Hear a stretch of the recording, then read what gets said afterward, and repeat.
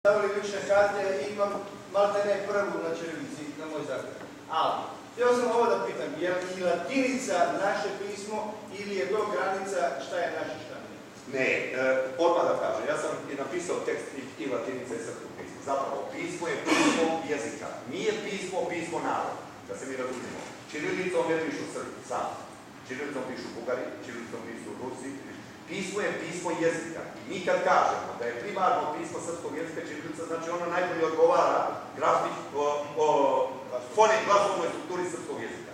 Ali je latinica također odglasa. Zašto? Kad napravite onu konverziju u kompjuteru i napišete latinicom nad živjeli. Znate, nad živjeli. Šta će vam konverzija napraviti ćirilicom? DŽ obavezno prebacuje u Ž. Dobit ćete ćirilicom nad živjeli.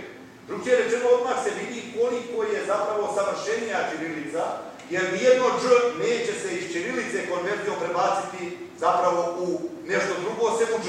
Ne može. Svaka konverzija ćirilice u latinicu je apsolutna.